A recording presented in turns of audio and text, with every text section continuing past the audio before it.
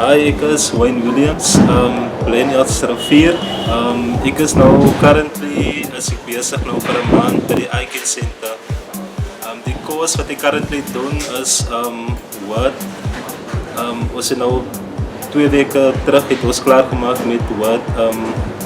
En basically wat ek daaruit geleer het is hoe om 'n dokument oop te maak, hoe om die nodige changes op die dokument te verander, wat jou borders betref, hoe om insert columns, rows en allerlei tipe van goed.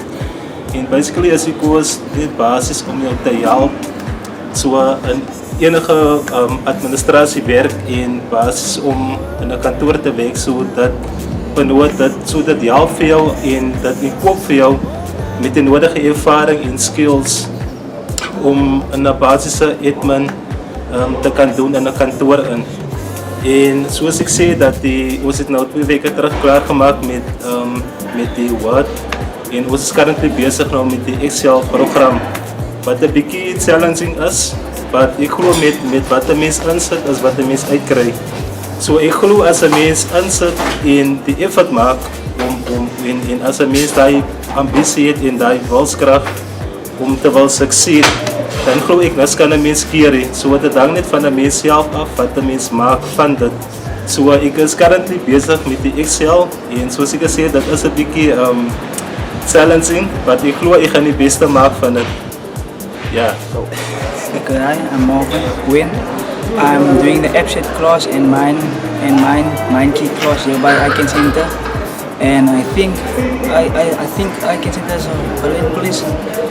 It's really something magnificent doing here. It's especially for the communities.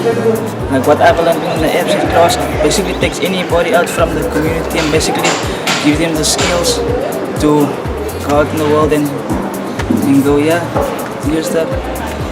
But to me it's really something else, because what iCare Center is doing here is basically helping the community grow their skills, become better people, and basically make life easier for them to live.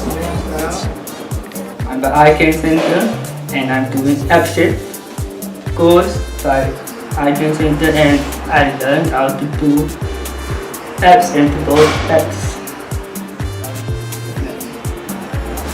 What I like about the iCare Center is the people, and they are interesting here and very friendly, and we learn a lot here. So come to the iCare Center and enjoy. It is an experience of a lifetime. That's all I can say from my part.